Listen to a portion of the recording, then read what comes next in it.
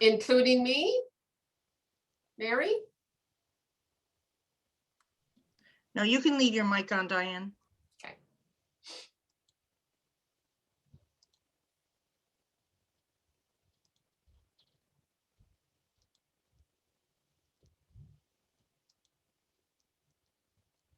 And good morning, everyone, and welcome to this week's episode of Let's Talk. It's nice to see familiar faces online there. It's great. And today we're going to be talking about a topic of growing importance in a rapidly aging province, supporting loved ones diagnosed with dementia.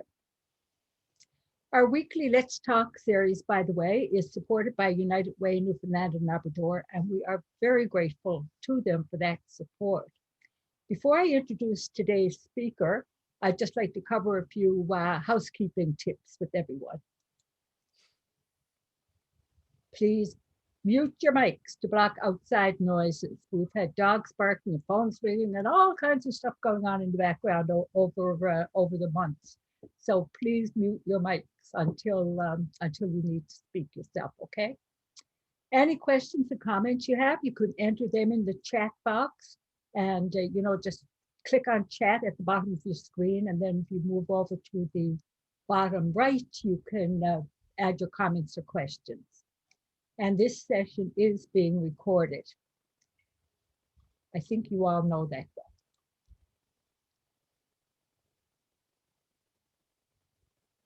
First link connects you to health systems and resources that best suit your situation.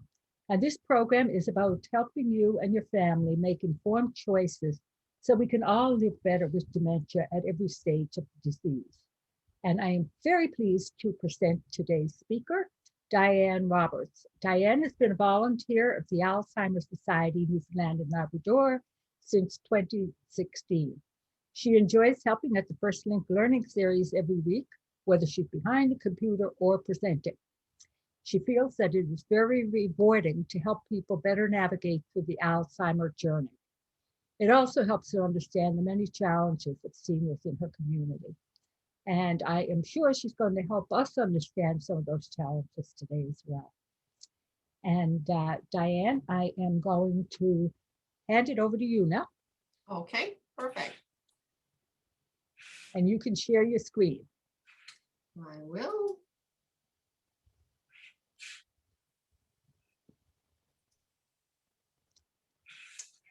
No, I'm going to make that screen a little larger for all of you.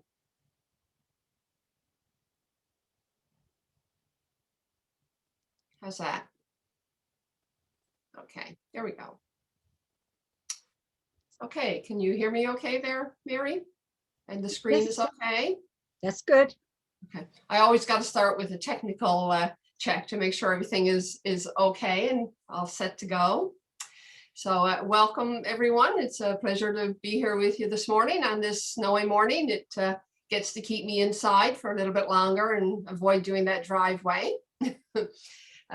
So as Mary said, I am a volunteer with the Alzheimer Society. I've been doing this volunteering with them now for, I actually think it was a little earlier in 2016. I guessed at 2016 the other day when Sharon asked me. It's been about 7 years. So I've been involved with their education program on a weekly basis. I have always been doing presentations like this out in the community.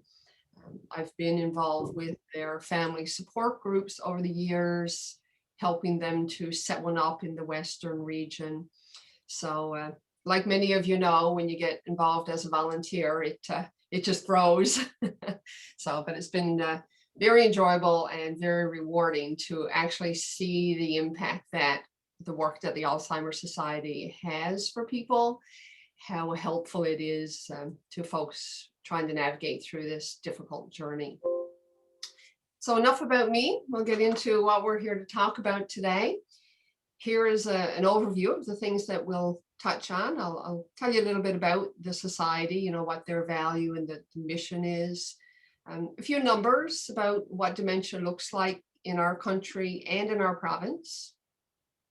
I'll show you the Canadian Charter of Rights that's been developed. Then we'll really get into the meat of the presentation to talk about, what is dementia and how, the whole, people call it Alzheimer's, people call it dementia, we'll talk about the what's what in that regard. Some common misconceptions. We'll talk about some risk factors, and then, things that you can do to help improve your brain health, which of course this is a disease of the brain. So obviously that's what you want to work on. A lot about stigma that unfortunately is still something that we are all living with and dealing with when it comes to this disease. It is reducing, but it still exists, as I'm sure many of you know. Then I'll tell you about kind of the structure of the Alzheimer Society, the First Link program, what that is, how it works. We'll talk about some communication tips, and that slide is really directly right out of our learning series. It gives you an example of the kinds of things that we talk about in that program, real everyday tips that can help people be a caregiver.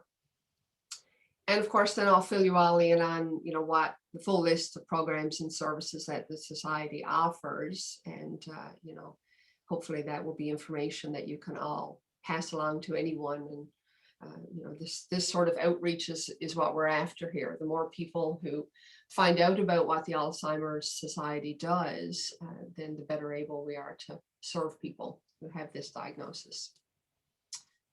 So we'll get going. Okay. Right now, sorry about that, folks.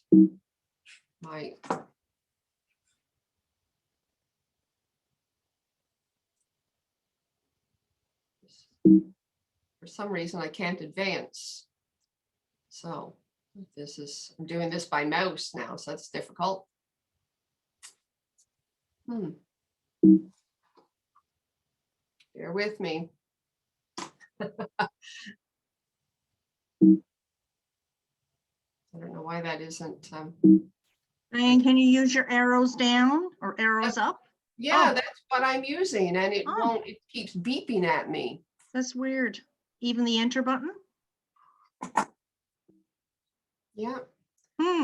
Okay, I'm going to try it with my mouse, but as you can see, it's very hard to. Oh, wait, now hang on. I'm going to try another approach here. Okay, let's try it that way. All right, so our vision and mission of the Alzheimer Society of Canada. The whole vision is to create a world without Alzheimer's disease and those related dementias. And of course, further to that, the mission is to alleviate the personal and social consequences of Alzheimer's disease and related dementias, to promote and improve public awareness, and then to search for causes and cures. So that's all very high level stuff of what they do, but very real. I see that when I go in there and what I do, that this whole, especially promoting public awareness is a big thing, I guess, more on a everyday level, what you're doing, and to help people navigate is a big piece of what they do. Dementia numbers in Canada. Currently, we have 1.1 million Canadians directly or indirectly affected by dementia, which is a huge number. So these are some numbers here in Canada. Right now we have over 500,000 people living with dementia. Every year we get 25,000 new cases. To break that down a little further, if you just look around your community, 1 in 5 people are affected by dementia. That, to me, is astounding. But, I guess many of you probably know yourself. You'd be hard pressed to go anywhere and find somebody that has not somehow been affected, whether it's a direct family member or someone that they know. I mean, most of us, I can think right off in my family, people that have been affected. That number of 500,000 by 2030 is going to almost double. You can see there's 912,000 people will be living with dementia. Here in Newfoundland and Labrador, we have just under 10,000 people. That number now, as I sit here and think about how long I've been involved, sits me back a little. That number was in the 8,000 range when I first started this. So that is very, very real when you can sit here as a volunteer and realize, holy, that, I've seen that number change. That stat is changing right in front of me. 241 new diagnoses every year in this province. So there are a lot of families that are out there that are, trying to make their way through this journey of Alzheimer's and dementia.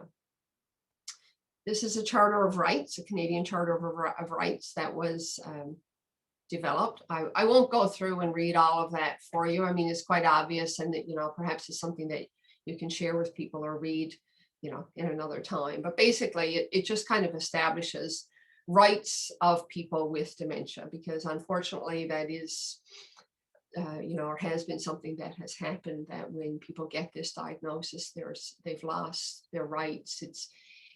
We talk a lot about in the learning series about, the fears as to why people, even though they know something is wrong, they're reluctant to talk about it. And one of the things that comes to mind that we always talk about is their fear that I've got this diagnosis and now people are going to start treating me differently. They're going to treat me like I'm not smart anymore, even though I may be very highly educated. So, this whole Charter of Rights is very meaningful and something that we need to get out there and talk about. So what is dementia? It's a term really that's an umbrella that, these are symptoms caused by Alzheimer's disease and other brain disorders. So underneath that umbrella of dementia are all of the specific dementias, including Alzheimer's, vascular dementia, Lewy body, frontotemporal lobar, and then the mixed dementias. So quite often people will say that an individual has Alzheimer's, but that's not really the diagnosis that they have. The term dementia in the early days of trying to establish what is happening to a person, doctors will often use the term dementia until they get a firm diagnosis as to the type of dementia that they're dealing with. So while they're trying to do the tests to get that firm diagnosis, the term dementia or cognitive impairment is another term that they will use. So some defining features. Again, it describes a group of symptoms. It's impairment in your memory and thinking. It is quite often progressive. And the big flagship item is it interferes with day-to-day or social functioning. That's really the defining one that lets you know that, this is dementia, that it's not part of normal aging. We all forget things from time to time, but when it starts to affect your day-to-day and social activities. Here's a look at the brain, and now I will say that to comment on what's going on in that photo is above my pay grade. That's probably more something that Dr. Butler would have spoken to, but it's on the side here. You'll see that it's again defined. Dementia is defined as progressive, degenerative, irreversible, and affects the brain. Results in impaired memory and cognitive thinking. It is not a normal part of aging. So when you look at dementia as a whole, about 64% of all dementias is Alzheimer's. So Alzheimer's is really the bigger part of all of the dementias.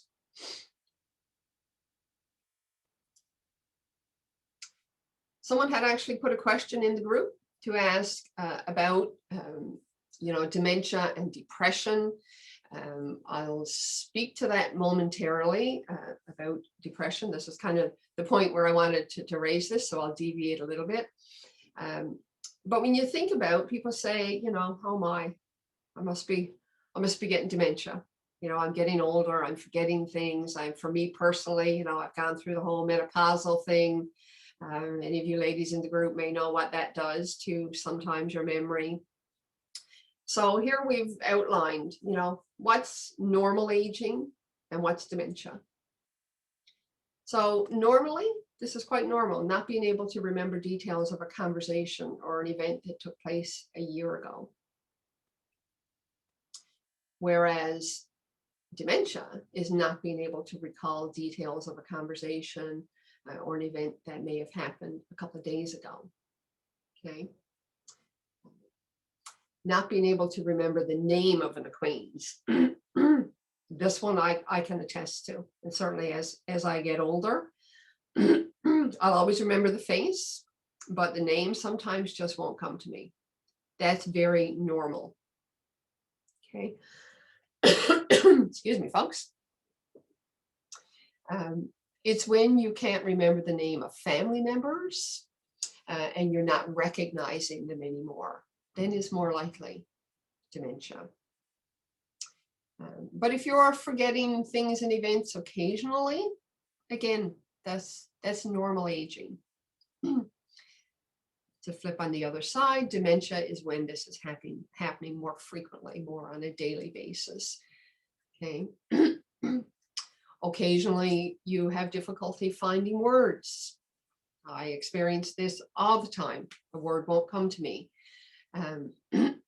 But with dementia, it's more frequent pauses and using substitutions for words. You're calling a truck a bus, that sort of thing, using the wrong word. Words are, it's kind of the same, but it's clearly not it isn't a bus, that sort of thing.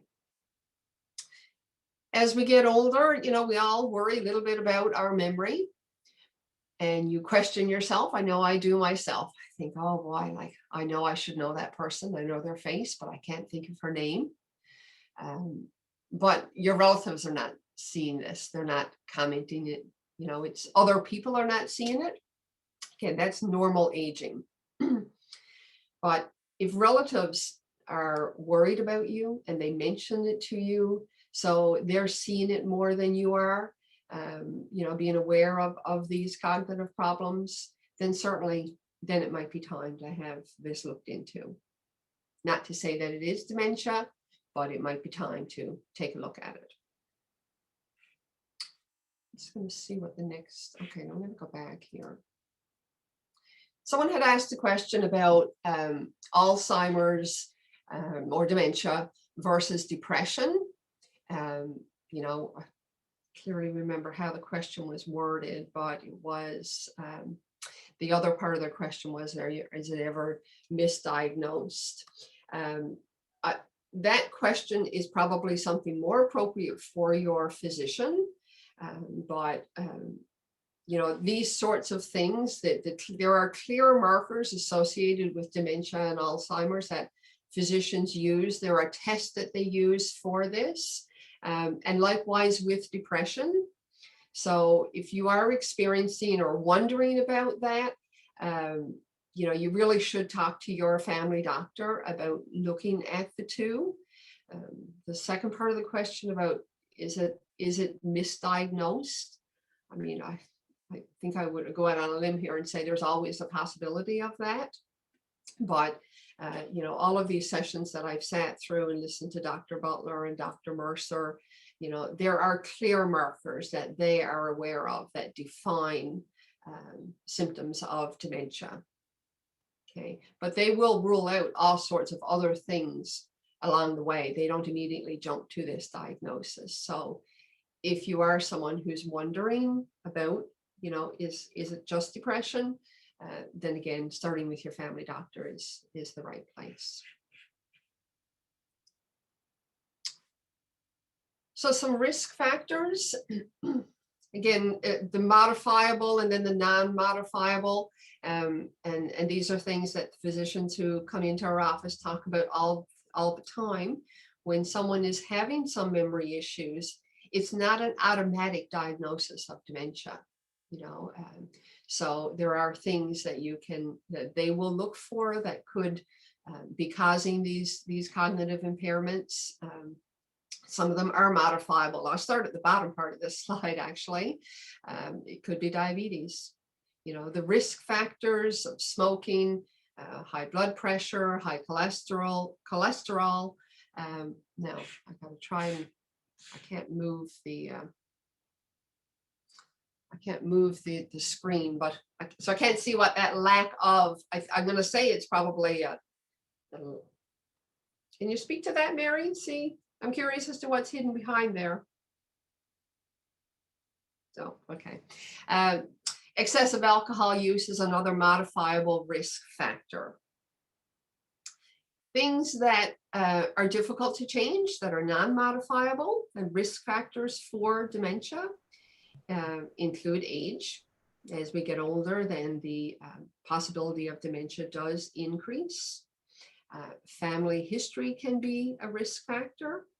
That is not to say that if your mother or your sister had it, that you are automatically going to get it, but it is a risk factor. Genetics and gender.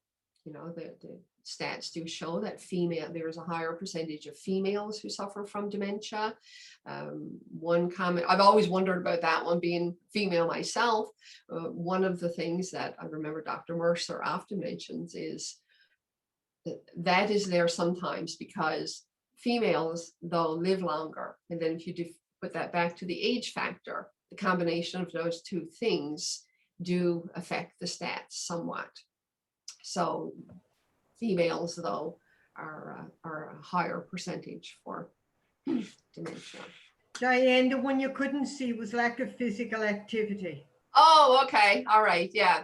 So physical activity is certainly something that is stressed to keep us healthy overall, but it is a proven fact that those people who stay physically active do fare better when it comes to minimizing risk factors for dementia. It does contribute to helping to keep your brain healthy. Even though sometimes we think we're just doing it for our heart, it helps with heart disease and all those sorts of things. But remaining physically active has been shown to help reduce risk factors for dementia. Thank you, Mary. So improving your brain health, which leads right into the next point there. Being physically active is a big part of keeping your brain healthy. Avoid smoking and excessive alcohol consumption. Remaining social, another big one. I would have put that one really up above the others because that goes a long way to keeping us healthy and keeping our brain healthy. Healthy food choices, reducing stress, challenging your brain. I mean, you can go to the Alzheimer's website and you'll see things there that you can do, these brain puzzles. And again, it's a proven fact that those sorts of activities do help to your brain stay healthy and again, lower the risk factors for dementia. And obviously wear a helmet when you're participating in high risk sports or activities, not just sports, I guess. So the stigma, unfortunately, you know, in 2021, we'd like to think there isn't one, but there is still a stigma associated with this disease. And unfortunately, many people are reluctant to talk about it. I'm always thrilled when I see people who step out, who talk about this openly. I have met many people in the course of doing the learning series, folks who have been diagnosed with this disease, who have come in to participate in the learning series and openly talk about the fact that they have received this diagnosis. And they're like, all right, I got this. Now I need to learn about it and figure out how we get through this, how I can help my husband get through it, and you know what we're facing here. So you know, I'm always pleased when I meet people who have no issue with coming out and stepping up and talking about this. So I always tell folks in the learning series, you know, what information we're sharing yell it from the rooftops. The more we talk about this, the easier it'll be, because there are a lot of people who are still dealing with the stigma of this disease. So 1 in 5 would avoid seeking help for as long as possible if they thought they had dementia, perhaps to avoid the associated stigma and embarrassment. You know, it's that sits me back a little, because if I was diagnosed with breast cancer tomorrow, would I be embarrassed about it? People would be, certainly willing to talk about it and be helpful. And so it's always, it breaks my heart to think that people would avoid seeking help because they're embarrassed that they've gotten a medical diagnosis. 87% of caregivers wish that more people understood the realities of caring for someone with dementia. 2 out of 3 caregivers find the experience of caring for someone with dementia to be isolating. So many people that I have met in the learning series have said exactly this. And it's true. Unless I have been a caregiver, I don't know what everything that these people are dealing with. But, if people were, again, to talk about it, go back to the first point and get it out there, I've met people there who have come in who have said, my friend's been diagnosed. My friend we go to coffee every week for the last 10 years. I need to know how to be able to have coffee going forward with them and how to do this. When I see things like that, it's very heartwarming. So, if you share this information with people, don't limit it to anyone who has the diagnosis. Tell everyone, because it could be your friend. And if you come in and participate in the learning series and learn about this disease, the education of that is so powerful, to be able to allow your friend to remain independent and still participate in that weekly coffee for as long as possible. Or something as simple as, you might be at the grocery store and it'll allow you to recognize that someone is lost in that store and clearly is struggling. So there's so many examples of how, education can help us out as a community, and help out these people that are saying that, people don't understand and they feel isolated. And again, that's a common theme that we hear. People think that who are traveling this journey and being a caregiver, that their situation is so unique. But when they come in to the learning series and they meet other people, they realize, yeah, there's differences. It's my husband versus my wife, my sister versus my brother. But the common threads that are there, the isolation that they're feeling is very common.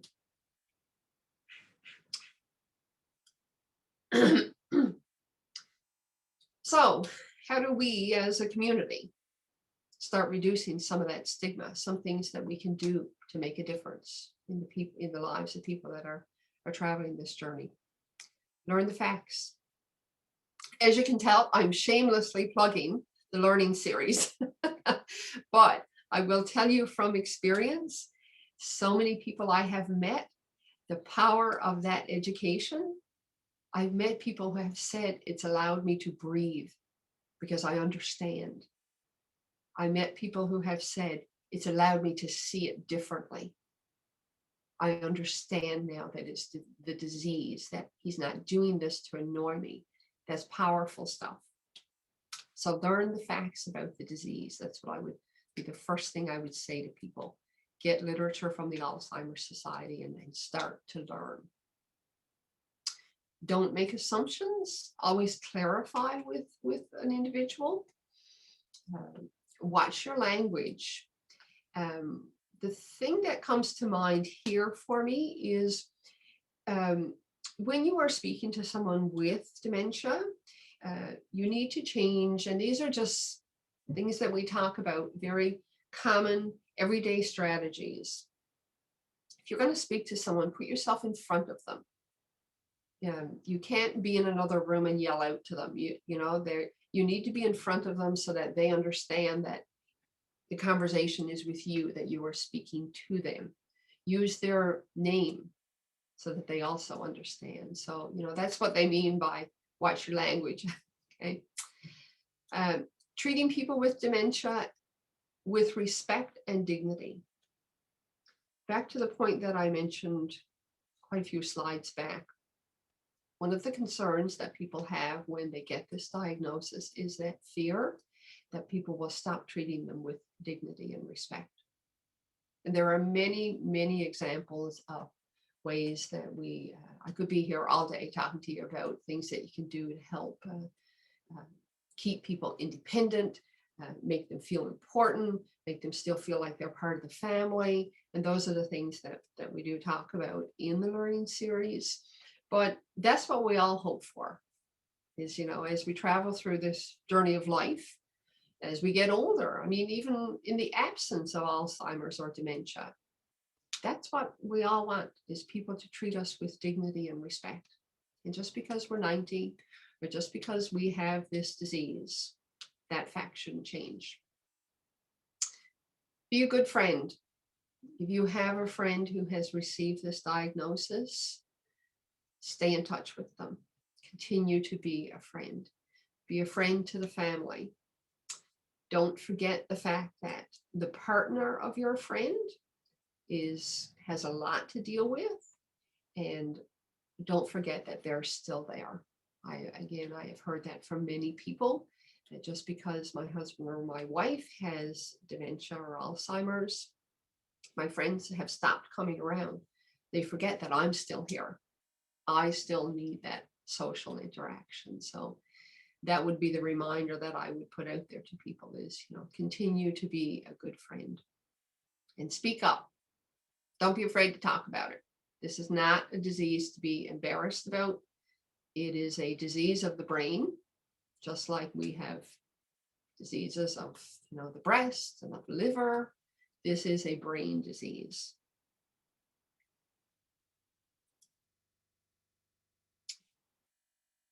So again, these are some slides that this one comes right out of our learning series. Communication tips for care partners. As was mentioned in the previous one, be respectful. Use their name. That will help them with recognition of knowing that it's them that are being spoken to. Don't patronize or speak down to the individual. No one wants that. With or without this disease, no one wants that. But don't forget that just because they have Alzheimer's or dementia, they're still able to distinguish when they're not being spoken to properly. Be sensitive. Don't correct or talk over the individual. Again, a fear that many people have early in the diagnosis, when people are talking about them as if they're not in the room. Do not correct. That goes back to the point of what I mentioned in one of the really early slides of, the ability to find the word. They look at the window and they see a truck go down the road and they call it a car or a bus, or they say, this is something on TV and it's not that. That's what we mean there by do not correct. We always use a phrase of join them in their reality, and always ask yourself, does it matter? Does it matter that they called the bus a car? They recognized it as a vehicle. To constantly correct a person who has dementia, they're still able to know that they're being corrected and being told that they're being wrong. It serves no value to be doing that. It's helpful to reduce distractions. A TV, radio, or computer may impact the individual's ability to focus on the conversation. Individuals with Alzheimer's or dementia, a lot of stimulation in the room doesn't serve them well. And so you always have to be mindful of that. In my house, for instance, the NTV news was always on when we ate dinner. If you're sitting at the dinner table with someone with Alzheimer's or dementia, having the news on and 4 people sitting around all engaging in conversation is a lot of mental stimulation. And if you're wondering why they move, remove themselves from the conversation and kind of drift off, it might be an approach to reduce some of those distractions, starting with turning off the news. So again, these are the types of tips that we give through the learning series to help people, navigate their way through it. Speaking clearly and slowly. That one's a challenge for many of us Newfoundlanders, me included. But it is something that we do recommend. And when you try it out, you really see the impact of it. I can speak to that one directly. I don't know if I mentioned here, I may have told you, Mary, I do have a mom who is in personal care. She's almost 92 years old. So I spend a fair bit of time around seniors, and a whole lot more before the COVID thing, in that home. And I have used this, and it makes a world of difference when you simply slow things down and you speak to people slowly. Their ability to engage is certainly much greater. But in the case of Alzheimer's and dementia, the brain is slower to process information. So as a caregiver, you also need to slow down, give them some information, allow that to absorb. The end result of doing that is your loved one is better able to stay engaged in conversations and be part of the family more, or longer, I should say. So again, these are small tips that can be helpful, and will go a long way to allowing your loved one with this disease to maintain independence as long as possible. And independence is being part of the family.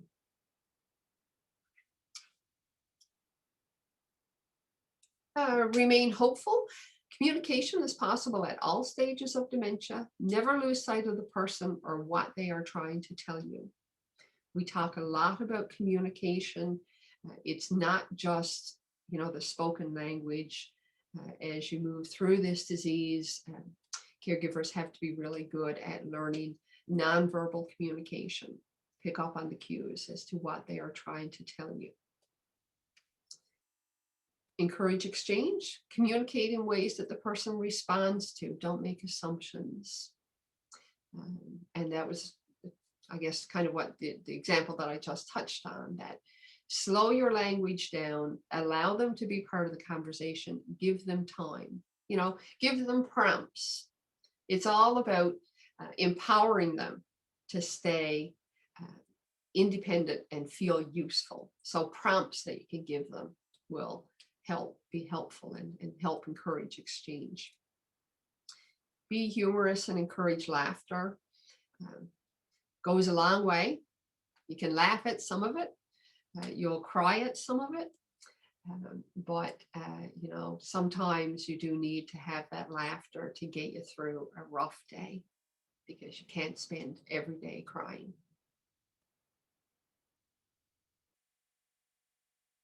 That's easier said than done, of course. More communication tips. Reassure and stay positive. Always focus on what the person can do, instead of always focusing on what they can't.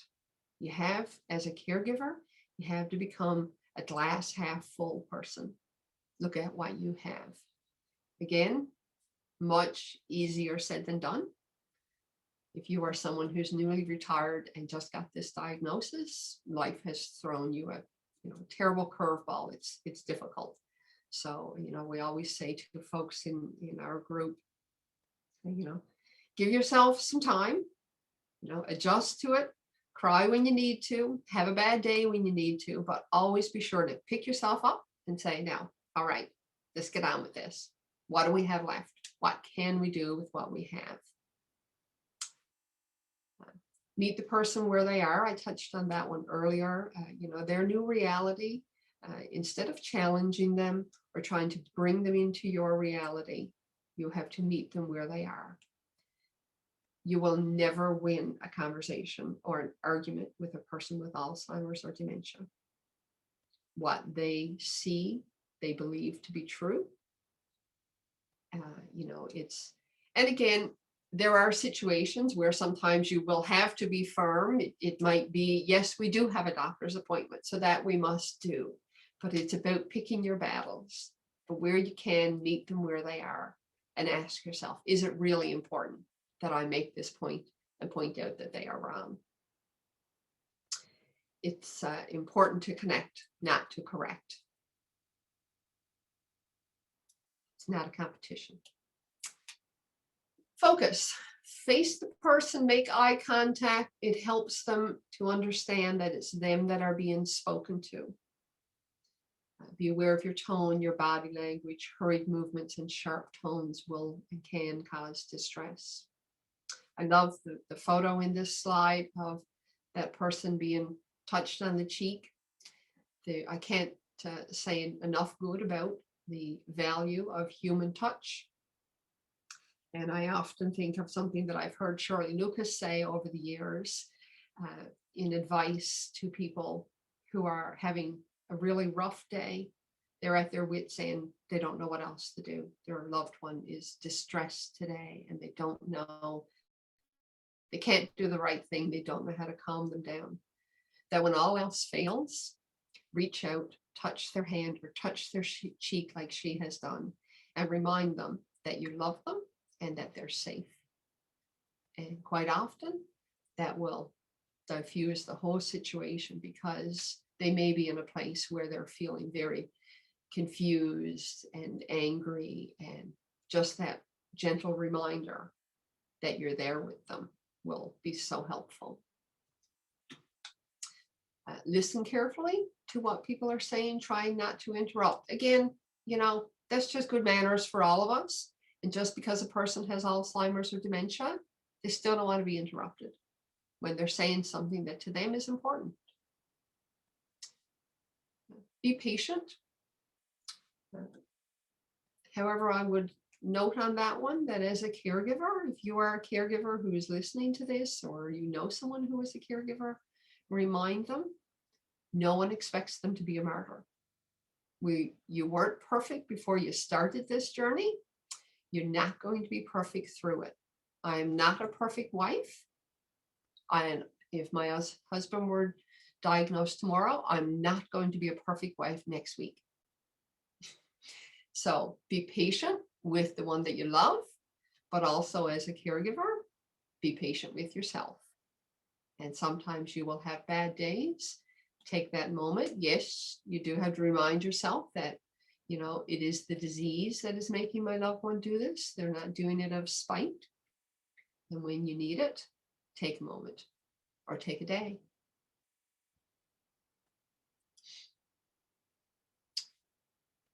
So the First Link program. How are we doing on time? Are we okay, Mary? Actually, Diane, we have 15 minutes left, but I would like to save some time for questions and comments. Okay, all right. I'll move accordingly. So the First Link program is a program that empowers people with dementia to help make informed decisions.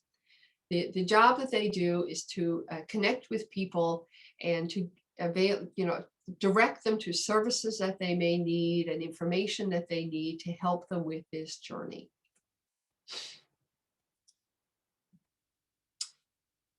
And this is Sharon Brown. Sharon is our First Link coordinator.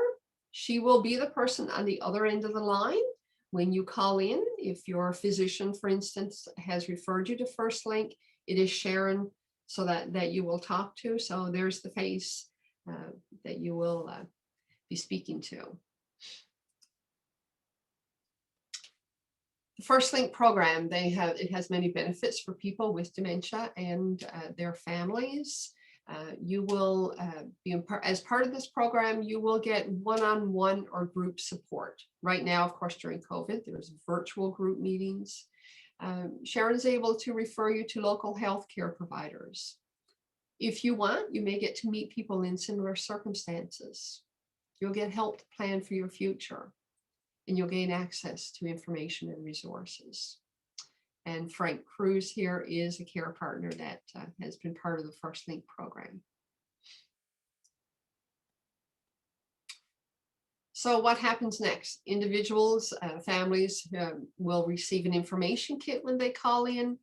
They're often introduced, or they are introduced actually, to the Learning Series program, which is a 15-week learning program. Sharon will make regular contact with you to check in on how you're doing. And you will get regular communications sent out by way of e-blast and newsletters. So, you know, there's a lot of information that they can give you that will be helpful. So the Learning Series program that I've talked about here, it's a 4-part series. It's 15 weeks in total, broken up under these 4 categories of first steps, care essentials, options for care, and care in the later stages. As you can see, it's a progressive series that kind of walks you through, you know, the whole journey. We do offer them every Wednesday from 1 until 2:30. Right now during COVID, we are doing this virtually by webinar.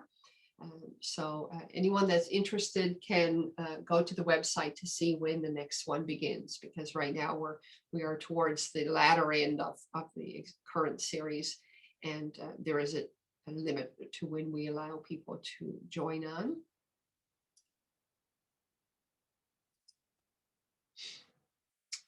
And here's some people out of our First Link program, or sorry, First Learning Series program. I'm getting my words all jumbled. So these are folks here that you would meet as part of the Learning Series who do some of our presentations. You know, we have all sorts of people. I know you've all met Dr. Butler. He comes in and does some of the presentation. His colleague, Dr. Susan Mercer, social workers, Krista Domino, Kathy Joyce, both of whom are involved at St. Luke's Home. So you will get to meet a cross-section of people. We have a lawyer who comes in and talks about, you know, things that you need to do to prepare.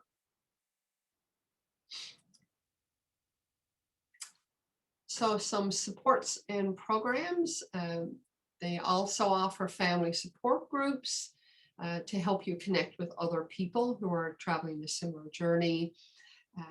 You'll get to learn and share practical tips. And again, you know, much of the same things. It helps reduce isolation, taps you into current information, and helps to improve motivation and better understand this disease. We do recommend that folks do the Learning Series first and then progress to the family support groups. Here's a list of programs and services that the Alzheimer Society offer. We talked about the information kits. They do regular newsletters. They have a full resource center. They are starting the dementia passport. I'll touch on that, but that's currently in the works. The First Link, of course, offers a lunch and learn. These are for medical professionals. They have one-on-one meetings, or normally they do. They don't now, of course, with COVID, and community presentations such as this one. Here is an example of special events, obviously for fundraising. Some of you may have participated in these walks. The walk is their biggest annual fundraiser, and of course they do regular coffee breaks. So I think I've talked about that one lots. That's the Learning Series. You can see there are 15 weeks, and we offer it 3 times a year, and there's no cost to participants. The Dementia Passport, I'll just touch on that quickly. This is an education program that they are bringing in for healthcare providers. It's an online thing where you go in and you do components. Again, the whole point is to try and improve the knowledge of our healthcare providers.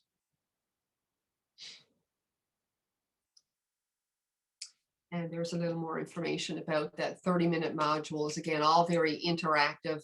Anyone that has done an online course, that's kind of how this one is structured, where you go in and you do a module, you're able to shut it down, and then you can finish it at another time. At the end of all of those modules, there is a certificate of completion available. So it's a pretty intense program. And this one, I do believe, is the last slide, which gives the information for the society, where they are located and how you can reach out to them if you need their services. And that is the last one. So that is the end. Thank you, folks, for your time. I hope I've been helpful. And if you have any questions, you can reach out to the Society. We'd be more than happy to provide one. And we do have a number of questions here. Okay. And we're running out of time. Actually, that was great. There was so much information there.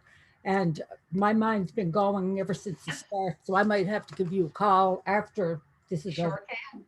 Yeah. Anyway, we did have a question from one of the people who registered. Okay. And that was when they did the registration, we invited them to give us questions. And that was, how do you differentiate between Alzheimer's, dementia versus melancholy depression? And can anyone be misdiagnosed? I'm not sure if you could answer that, if we need a medical professional for it, but go ahead.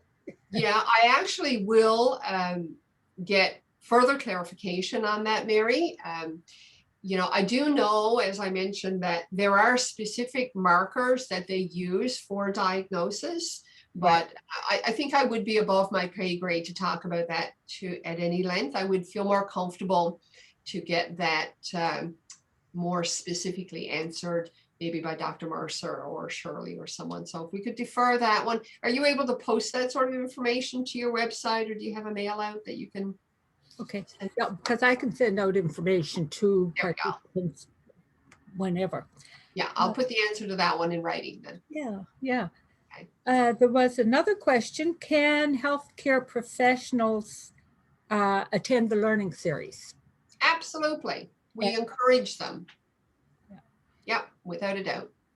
And actually, Noreen had a couple of questions. Noreen, I don't know if you want to unmute yourself and ask Diane the questions that you had here. Hi, Diane. I live in Labrador. First problem, first issue. The numbers that we're giving out in the beginning, the statistics, are those cases that have already been medically diagnosed? Yes, Okay. So we know there's lots of others, right, that has not. absolutely. Yes. Um, Very, very good call, Noreen. You're absolutely Yeah, right. my other question was how much of these services are available outside of the metro area? What services specifically are you referring to? Well, like, family supports and I know just before COVID, I don't know who I talked with, but we had looked at having somebody come in and set up a support group here in Labrador West. Of course, COVID threw that to the wind, but like, we're in a complete absence of any services Right. around. You right? Yeah. Well, right now, like the learning series is available remotely. People can always participate and they join in just like we're doing here today. And even outside of COVID, we still had people logging in and doing the learning series by webinar. So that's always available to them. With regards to the family support groups, I know when I was involved, we started one on the west coast of Newfoundland. I think since that time, there's one in central, and don't quote me, but I thought I did hear the attempt to get one up and running in Labrador. But like you said, that was prior to COVID, and yeah, I think we were very ready. Somebody was ready. We're actually ready to come and fly in, and we had our nurses or whatever to get set up, right? The other issue, not to take up the time that we're finding here, is you live far away from metro, is the issue with many of our seniors getting a diagnosis. They have to leave town. They go for lengthy periods. It can take 2 or 3, 4 visits. So that's a major issue. Major. Yeah, that's I'm just writing this down, Noreen.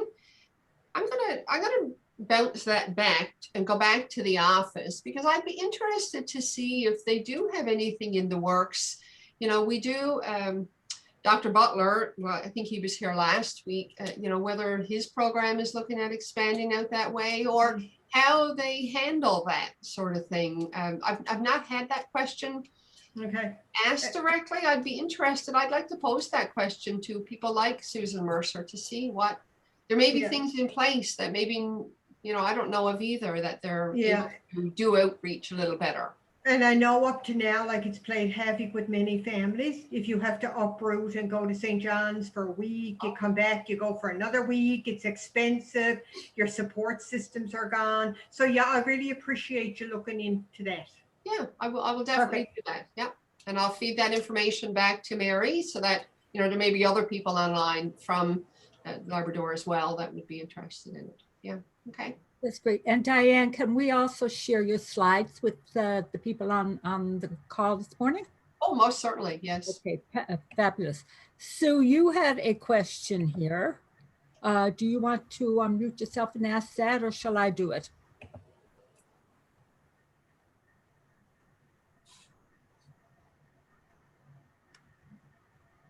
I don't know where Sue is gone. Oh, I see her.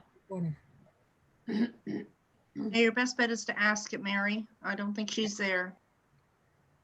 No, actually, Sue was just wondering about support during COVID, for people who do not want to or cannot or are unable to do virtual meetings or virtual lessons.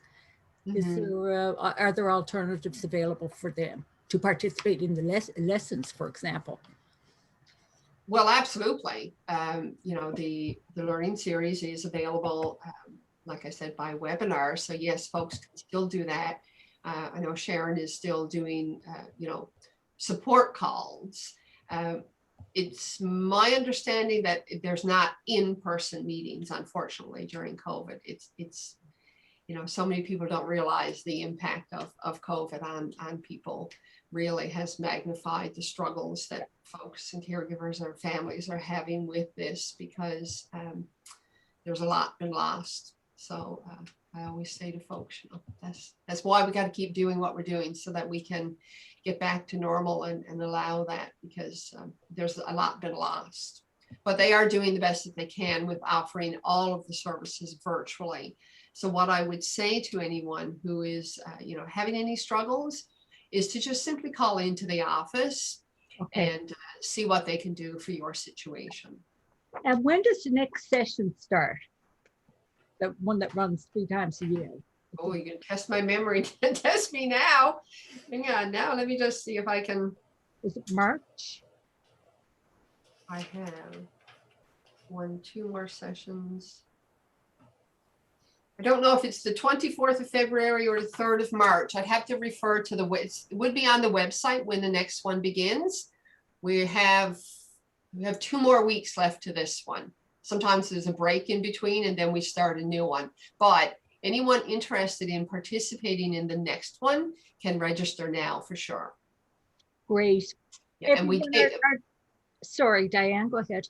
We do take people in the first, up until I think it's week 4 or 5, we will continue to take new registrants, because the information at that point hasn't gotten too heavy. As you can appreciate, we don't want new people coming on when we're getting into, dealing with pain and all that sort of stuff. So yeah, people can register now and into the early weeks of the new session. Wonderful. That's all the time we have. I'm really sorry about that, because I would Mary, keep going. is it okay? Sorry, Mary, just really quick, there's just a comment here. This is Kelly from Terry saying he just wanted to mention that Panasonic has a cordless home phone with a slow down speech button for seniors. It works well for my phone conversations with my 93-year-old mother. Oh, thank you. Okay.